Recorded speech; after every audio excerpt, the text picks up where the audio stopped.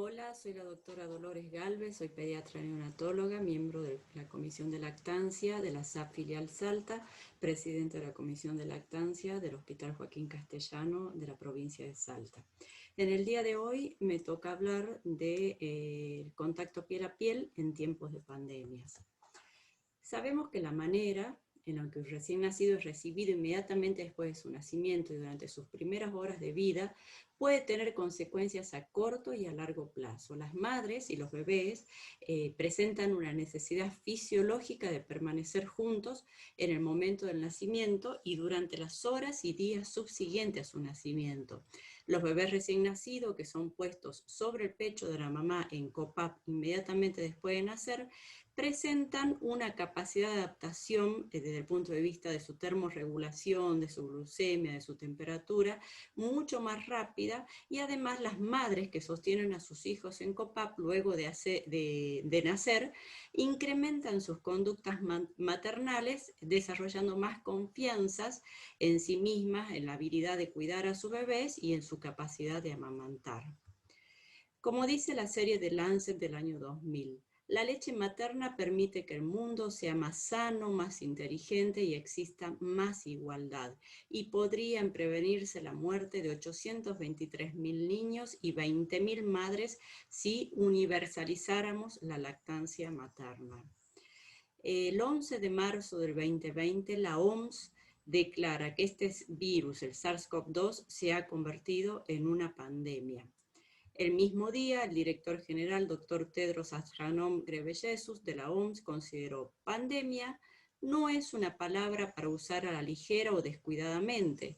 Es una palabra que, si se usa incorrectamente, puede causar un miedo irrazonable o una aceptación injustificada de que la lucha ha terminado. El mismo día el doctor agrega: nunca antes habíamos visto una pandemia provocada por un coronavirus y nunca hemos visto una pandemia que pueda ser controlada al mismo tiempo. Surge la pandemia y surge el miedo y la incertidumbre a lo desconocido. Me pareció divertido poner, vamos a hablar un poco de historia, me pareció divertido poner como ejemplos los barbijos que se usaron durante la pandemia de la gripe española en el año 1920, bastante más incómodos que los barbijos que usamos ahora, y que inclusive los barbijos de ahora se prestan a la humorada. El desarrollo de políticas con respecto a los bebés en brotes de enfermedades infecciosas es un verdadero desafío. En cualquier situación de pandemia o de procesos infecciosos con riesgo de diseminación, la política de mantener a los infectados separados de los no infectados, evitar compartir fluidos corporales, es una buena política y tiene un buen resultado. Pero en el caso del binomio madre-hijo, esta política no funciona, dado que la madre, por el solo hecho de estar en contacto con su bebé y a través de su lactancia materna, funciona como una protección para el bebé. Mantenerlos juntos y sosteniendo la lactancia materna genera la incertidumbre de si es este el método adecuado para evitar la diseminación de la enfermedad de la madre hacia el niño. En 1986 se detecta por primera vez el virus de la inmunodeficiencia humana, lo que generó un gran cambio en la humanidad. Se detectaron grupos de riesgo, que son los grupos con consumo de drogas endovenosas, homosexualidad. Se crearon test para la detección de las enfermedades, se determinaron formas graves de prevenirla. Uso de profiláctico en las relaciones sexuales, se universalizó el uso de guantes lácteos en el personal de salud, en todos los pacientes, no solo en los pacientes sospechosos de HIV, el uso de jeringas descartables, agujas descartables, etc. Durante la pandemia del VIH, la presencia del virus en la leche humana y el informe de algún caso de transmisión del VIH a través de la lactancia dio lugar a que los Centros para el Control y Prevención de Enfermedades de Estados Unidos recomendara que las mujeres HIV positivas no amamantaran. Después de esto, muchos países crearon programas que les brindan fórmulas infantiles a los hijos de madres HIV positivas. Se necesitaron 2 décadas para determinar de manera concluyente que la tasa de transmisión del VIH es muy baja con la lactancia materna exclusiva, es del 0 al 1,3%, si la lactancia materna es exclusiva, si la madre toma antirretrovíricos y si el recién nacido toma nevirapina durante todo el tiempo que dure la lactancia materna. Ya mencioné que en tiempos de pandemia o de procesos infecciosos hay que poner en una balanza qué es más beneficioso.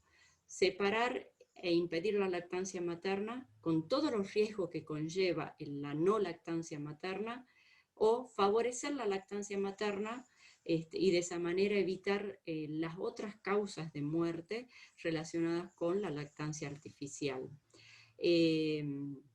La experiencia del VIH debería haber informado la respuesta a la pandemia del COVID-19. Sin embargo, no fue así. Actualmente, el Ministerio de Salud de la Nación Argentina sigue recomendando que los hijos de madre HIV positiva no amamanten, y hay un programa para suministrarles fórmulas infantiles a estos pacientitos. Sin embargo, la OMS, a partir del año 2009, basada en investigaciones, recomienda lactancia materna exclusiva en recién nacido, cumpliendo estos requisitos que mencioné antes: el consumo de antirretrovíricos y una carga viral baja en la madre. Y de esa manera la OMS sugiere que las instituciones de salud evalúen el riesgo que implicaría la lactancia materna versus la lactancia artificial en estos recién nacidos. Este virus generó grandes cambios en las prácticas médicas que llegaron para quedarse. La última pandemia por la que pasó nuestra humanidad fue la gripe A del año 2009. El 10 de agosto del 2010, la OMS anunció el final de esta pandemia. Sin embargo, el virus H1N1 sigue circulando como virus de la influenza estacional y sigue causando influencias estacionales, hospitalizaciones y muerte cada año a nivel mundial. Por lo tanto, cada año debemos recurrir a la vacunación según la mutación de la cepa viral. Esta práctica de vacunación también llegó para quedarse en nuestra humanidad. Estas situaciones de tamaña magnitud requieren de nuestro rápido accionar para poder adaptarnos a lo desconocido, a lo nuevo. Ninguna de las enfermedades que mencioné hasta ahora, HIV y gripe A, fueron erradicadas a la fecha. Sin embargo, aprendimos a convivir y a controlarlas a las mismas. A un año de inicio de la pandemia, podemos decir que la humanidad encontrará la forma de adaptarse a convivir con este nuevo virus, el SARS-CoV-2. Vamos a hablar un poco de la evidencia científica sobre específicamente el SARS-CoV-2. Según estudios realizados sobre casos de embarazadas en China, Estados Unidos e Inglaterra, se describió que la embarazada infectada con COVID-19 no parecía mostrar un cuadro diferente al que muestra la población general. Las comorbilidades asociadas como diabetes, hipertensión, obesidad, edad superior a los 40 años, empeoran el pronóstico de la embarazada con COVID-19. Y con respecto a los neonatos, hubo un 27% de nacimientos pretérminos y la transmisión vertical se estableció en un 1,4% aproximadamente. En una revisión narrativa realizada sobre 13 trabajos publicados en diferentes bases de datos, PubMed, Scopus, Embase, se llegó a diferentes conclusiones. Cabe la pena aclarar que a principios de la pandemia, a principios del 2020, muchos artículos fueron publicados de una manera apresurada, rápida, sin tener una revisión científica adecuada, lo que generó mucha superposición de datos y muchos vacíos informativos. Sin embargo, cabe la pena rescatar que de estos 13 artículos se llega a la conclusión que el COVID-19 puede causar sufrimiento fetal, aborto espontáneo, dificultad respiratoria y parto prematuro en mujeres embarazadas, pero no infecta o infecta muy poco a los recién nacidos. No se informó de transmisión vertical durante el embarazo y se ha encontrado que los síntomas clínicos de COVID-19 en mujeres embarazadas no son diferentes a los de la población general. No se pudo confirmar la transmisión vertical del COVID-19 porque a través de estudios realizados en líquido amniótico, en placenta, en PCR realizados a los recién nacidos, ni en la leche materna. Además, se hicieron investigaciones comparando la vía de nacimiento por vía vaginal o por cesárea. Tampoco hubo una diferencia en la transmisión del COVID-19 a través de las diferentes vías de nacimiento.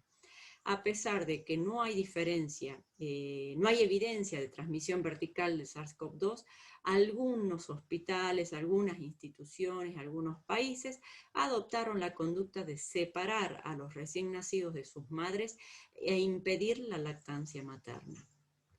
Este es un reporte del Ministerio de Salud de la Nación, donde se describe que el 48% de las madres infectadas por COVID-19 son asintomáticas. Del 52% que son sintomáticas, solo el 5% necesitaron cuidados intensivos.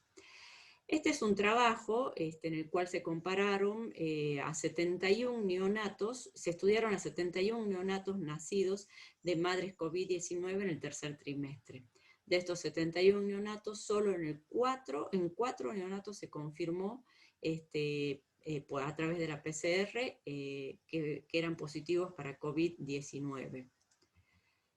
Este es otro trabajo realizado en Alemania en el cual se investigó, se hizo PCR a la leche de la mamá en diferentes días después del nacimiento.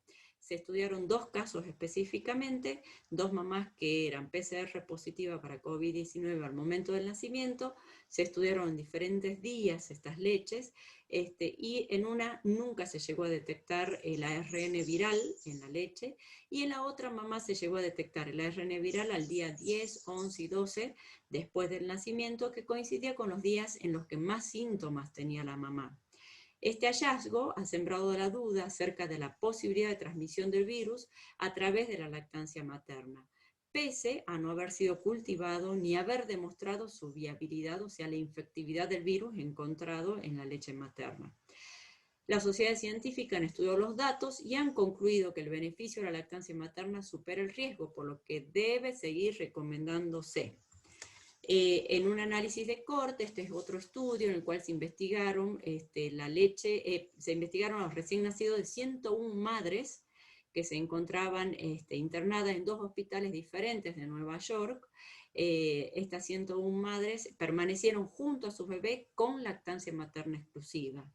De estos 101 bebés, solamente en 2 bebés se logró detectar la PCR positiva para COVID-19.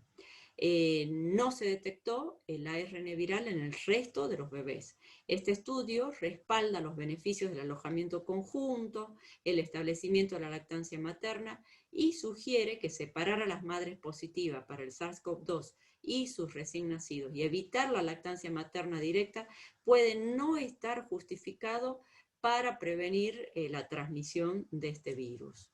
El ARN del SARS-CoV-2 encontrado en la leche humana no parece tener capacidad de producir infecciones recién nacidos, lo que avala la lactancia materna.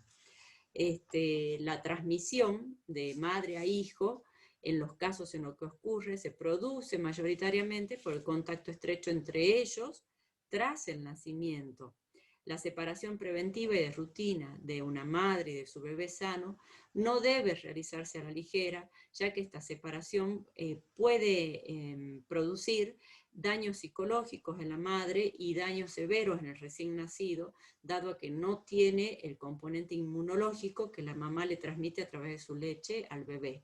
Consideremos que este bebé pudiera contagiarse del SARS-CoV-2 sin los componentes inmunológicos que le transmite su mamá, puede hacer una infección severa por el SARS-CoV-2. Por lo tanto, le estaríamos produciendo un daño además a ese bebé. Además, la separación de la madre y del hijo al momento del nacimiento genera un mayor costo para el equipo de salud debido a que necesitamos un equipo para la atención del recién nacido y otro equipo para la atención de la madre. No hay evidencia firme de transmisión vertical antes, durante o tras el parto por la lactancia materna del SARS-CoV-2. Para resumir, al igual que con otros coronavirus, los conocimientos actuales no respaldan la transmisión vertical del SARS-CoV-2 y el COVID-19 neonatal puede resultar de la transmisión respiratoria adquirida de la madre u otra persona infectada, generalmente de algún conviviente que pudiera estar asintomático o incubando la enfermedad, es el transmisor hacia el recién nacido. La OMS recomienda poner en una balanza el riesgo contra el beneficio. El contacto entre la madre y el lactante y la lactancia se basan no solo en los riesgos de infección que pudiera haber por este contacto entre el lactante y la madre, sino también en los riesgos de la morbilidad y la mortalidad graves asociados con la falta de lactancia o el uso inadecuado de la fórmula infantil, así como los efectos protectores del contacto piel a piel con el lactante, entre el lactante y la madre. Según toda esta evidencia científica, parecería ser que la balanza está francamente inclinada a favor de continuar con el contacto piel a piel, continuar con la lactancia materna, dado que el riesgo de transmisión del COVID-19 es bajo, ya sea por el contacto piel a piel o bajo por la lactancia materna. Muchos gobiernos, organizaciones profesionales, hospitales e investigadores han respaldado políticas que mantienen unidos a la madre y al niño, respetando y apoyando la lactancia materna. Sin embargo, otros han tomado la decisión de separar a las madres y al niño e impedir la lactancia materna con el posible riesgo que esto implicaría. La separación puede prevenir la infección durante la estancia en la maternidad, pero no aborda la exposición después de que el bebé es dado de alta. Como dice la doctora Alison Stubb, ¿deberían separarse los bebés de las madres con COVID-19? Primero, no hagas daño. La separación puede no prevenir la infección.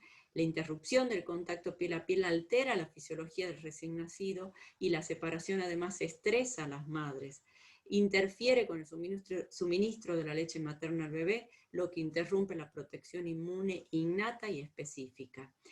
Y además interrumpe la lactancia materna y la no lactancia aumenta el riesgo de la hospitalización infantil por neumonía. En conclusión, la transmisión vertical es poco común y el impacto sobre el recién nacido no parece ser de gravedad. A continuación voy a comparar los protocolos de diferentes instituciones de salud para la atención a las embarazadas sospechosas de COVID-19. La OPS el 27 de marzo declara: el modo de nacimiento debe estar de acuerdo con la indicación obstétrica. Toda mujer tiene derecho a tener un acompañante de su elección durante el parto. Y los bebés nacidos de madres sospechosas de COVID-19 deben ser alimentados de acuerdo con las pautas estándares de alimentación infantil. La OMS el mismo día declara que las madres COVID-19 sospechosas deben practicar la higiene respiratoria con el uso de mascarillas cuando amamantan al bebé o cuidan al niño, higiene de manos, limpieza de superficies y desinfección rutinaria. Se debe aconsejar la lactancia materna directa o la extracción de leche si la lactancia materna directa no fuera permitida, o en su reemplazo también el uso de leche humana de banco y como última opción un sustituto apropiado a la leche humana. Se debe permitir que el bebé y la mamá permanezcan juntos para que practiquen el contacto piel a piel. El Ministerio de Sanidad de España, el 17 de marzo, publica sus primeras guías para atención a las embarazadas sospechosas de COVID-19, las modifica el 13 de mayo y las vuelve a modificar el 17 de julio. Esto habla de la gran rapidez con la que se fueron tomando medidas y cambiando las decisiones. El Ministerio de Sanidad de España recomienda que la vía de finalización del embarazo es según el criterio obstétrico, recomienda clampaje tardío del cordón umbilical, contacto piel con piel inmediato y animar a la toma de leche en la primera hora de vida. El Ministerio de Sanidad de España también recomienda evitar la separación, favorece el alojamiento conjunto y la madre debe realizar lavado e higiene de manos y la cuna del bebé debe permanecer a 2 metros de distancia de la cama de la madre. Me pregunto, ¿es esto internación conjunta? El Ministerio de Salud de la Nación Argentina el 6 de marzo publica sus primeras guías para atención a la embarazada sospechosa de COVID-19. Recomienda finalización del embarazo según la indicación obstétrica, recomienda baño y limpieza precoz del neonato inmediatamente después del nacimiento, recomienda internar por separado madre y recién nacido y aislamiento respiratorio hasta que la madre tenga 2 PCR negativas. Se sugiere no amamantar en forma directa, sino extracción de leche materna y que la misma sea administrada por otra persona al recién nacido. Estas son las primeras guías del 6 de marzo. El 20 de julio, el Ministerio de Salud de la Nación modifica estas guías y recomienda 2 formas de internación, internación conjunta o separación temporal. Cuando recomienda internación conjunta, recomienda que la madre realice aislamiento respiratorio con el uso del barbijo mientras atiende a su recién nacido, lavado de manos y que el bebé permanezca a 2 metros de distancia de la madre. Me pregunto, ¿podemos considerar esto internación conjunta con un bebé a 2 metros de distancia de la madre y la madre con barbijo? Como dice el doctor Antonio Morilla, la internación conjunta es todo un periodo en el cual hay que favorecer el contacto piel a piel. El contacto piel a piel no solo es en la hora dorada inmediatamente después de nacer, sino durante toda la internación conjunta, periodo en el cual refuerzan el vínculo entre la madre y el niño y se refuerza también la lactancia materna. Con un bebé a 2 metros de distancia, ¿estamos haciendo internación conjunta? ¿Acaso cuando ese bebé llore porque quiere que lo apapachen, porque quiere tomar su pecho, esa mamá no va a saltar de la cama sin ponerse el barbijo, sin lavarse las manos y rompiendo esa barrera de 2 metros para atender a su bebé? Me imagino que a la luz de la evidencia científica, las nuevas guías del Ministerio de Salud de la Nación van a contemplar esta situación, favoreciendo en sus nuevas guías una verdadera internación conjunta y favoreciendo al COPAP. El otro modo de internación que recomienda el Ministerio de Salud de la Nación es con separación temporal, en el cual se internarán por separado la madre y el recién nacido, este último en el área destinada al aislamiento y acompañado, el recién nacido, por un cuidador que esté sano. El Ministerio de Salud de la Nación también recomienda, allá a partir del 20 de julio, ya nos recomienda realizar el baño inmediatamente después del nacimiento, recomienda el contacto piel a piel inmediatamente después de nacer, pero después recomienda separarlo por 2 metros al bebé.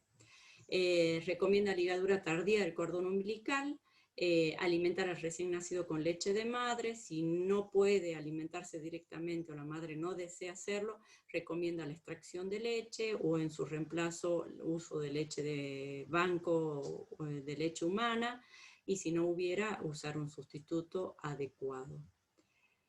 Quería contarles el impacto de la pandemia en mi hospital. Yo trabajo en el Hospital Joaquín Castellano de la provincia de Salta. Es un hospital que queda a 50 kilómetros de la capital. Es un hospital complejidad 2 o 3. Esta foto fue tomada el año pasado en uno de los cursos que dictamos, un curso de 20 horas de capacitación en lactancia materna, porque queremos ser hospital amigo del niño y la madre. El curso fue dictado evidentemente antes del inicio de la pandemia, porque estamos todos sin barbijo y bastante amontonaditos ahí en la foto. Durante el 2020 en mi hospital se asistieron 769 nacimientos.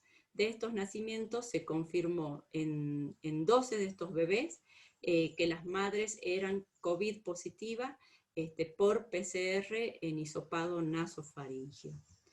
De estos 12 nacimientos, cuyas madres eran COVID positiva, 1 fue prematuro, 5 nacieron por parto vaginal y 6 nacieron por cesárea. Los motivos de la cesárea fueron falta de progresión de trabajo de parto, oligoamnio, cesárea anterior, desprendimiento prematuro de placenta normoinserta. El estado de salud de estos recién nacidos, 11 bebés nacieron vigorosos y solo 1 debió ser internado en terapia intensiva por una dificultad respiratoria transitoria, requirió oxígeno durante un día y a este bebé se le realizó PCR y dio positivo para COVID-19. Como dije, 11 bebés pasaron internación conjunta y solo uno debió ser internado. De los 12 pacientes los cuales se confirmó que fueron COVID positiva 19 sus madres, se realizó COPAP solamente en 2 de estos 12 pacientes. Cabe aclarar que al momento del nacimiento no se sabía que estas mamás eran COVID positiva, eran sospechosas, pero no estaba confirmado su serología para COVID positivo. En todos los nacimientos se realizó clampeo tardío del cordón umbilical. En ningún nacimiento se permitió el ingreso de algún familiar a la sala de parto. De estos 12 nacimientos positivos, ninguno estuvieron acompañados por algún familiar. Se les realizó una encuesta a los profesionales de la salud del servicio de neonatología. Se les preguntó si realizó COPAP en sala de parto al menos durante 30 minutos desde el inicio de la pandemia en pacientes sospechosas o confirmadas de COVID-19. Solamente se realizó COPAP en el 13% de las madres sospechosas de COVID-19. Los motivos fueron, el principal motivo fue porque la madre tenía alta sospecha de tener COVID-19. Cabe aclarar que mi servicio cuenta con protocolos que están alineados con los protocolos de Nación y el protocolo de Nación recomienda realizar COPAP en sala de parto en madres sospechosas.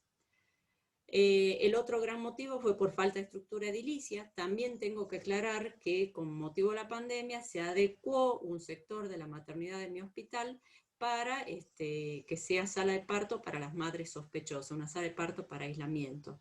Esta sala de parto quedó bastante pequeña, bastante incómoda, por eso está justificado el motivo falta de estructura edilicia. Los otros motivos fueron por miedo al contagio, miedo del personal de salud a contagiarse del COVID-19 a través del paciente. Se le preguntó también a los profesionales de salud si realizó clampeo tardío del cordón y si se realizó clampeo tardío del cordón en el 100% de las pacientes sospechosas. Se le preguntó si permitió el ingreso a algún familiar a sala de parto y se permitió el ingreso solamente en el 20% de las pacientes sospechosas de COVID-19 a la sala de parto, de acompañantes a la sala de parto. Se le preguntaron los motivos por los cuales no permitió el ingreso de familiares a la sala de parto. El principal motivo fue por falta de estructura edilicia. Como comenté, la sala de parto quedó bastante pequeña e incómoda. El otro motivo fue llamativamente porque el protocolo lo indica. Como dije, el protocolo de mi servicio está alineado con el protocolo de Nación y el protocolo recomienda el ingreso de algún familiar a la sala de parto. Y el otro gran motivo fue, de nuevo, por miedo al contagio, o sea, miedo del personal de salud a contagiarse del COVID-19. Como dice la doctora Patricia Barrios en un escrito publicado en INFAN el 5 de enero, la preocupación por la transmisión materno-infantil del SARS-CoV-2 en la pandemia de COVID-19 ha provocado la separación de madres y recién nacidos en todo el mundo, lo que ha reducido la lactancia materna. Me atrevo a decir que en mi hospital, en mi servicio, se dejaron de practicar el COPAP y el ingreso de un familiar a la sala de parto por el miedo del personal de salud al contagiarse del COVID-19. Mi servicio de neonatología cuenta con protocolos que están alineados con los protocolos de Nación. Sin embargo, estos no se cumplieron, fundamentalmente por falta de estructura edilicia y por miedo al contagio. Recordemos lo que dijo el doctor Ghebreyesus de la OMS el 13 de marzo del 2020. La palabra pandemia, si se usa de una manera incorrecta, puede causar un miedo irrazonable. ¿Será que el equipo de salud se vio influenciado por ese miedo irrazonable y actuó tomando decisiones médicas desde la irracionalidad? Pensando en ese miedo irracional, se le preguntó al personal de salud de mi maternidad si ya habían cursado la infección por SARS-CoV-2. El 56% ya tuvo SARS-CoV-2. Se le preguntó al personal de salud cómo cree que adquirió el virus. El 42% no sabe cómo lo adquirió. Un gran porcentaje refiere que adquirió el virus por contacto estrecho con compañeros de trabajo o con familiares, y un porcentaje pequeño lo adquirió a través del contacto con pacientes. O sea que hubo un buen uso de los equipos de protección y un buen cuidado por parte del personal de salud en el momento de atender a pacientes sospechosas o positivas. También se preguntó al personal de salud de la maternidad si conoce los protocolos de atención para casos sospechosos o confirmados de COVID. El 91% refiere conocer los protocolos para atención a embarazadas sospechosas.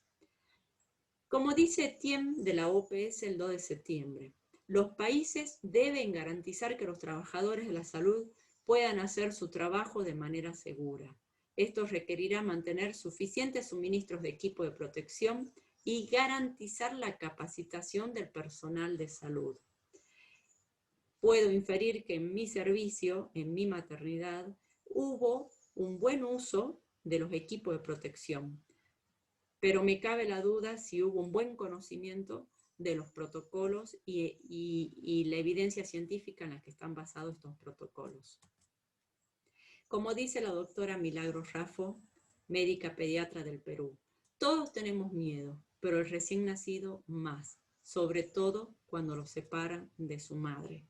Creo que muchas de las conductas que se tomaron durante esta pandemia estuvieron muy influenciadas por el miedo del equipo de salud a ser contagiado desde el paciente por este virus, el SARS-CoV-2.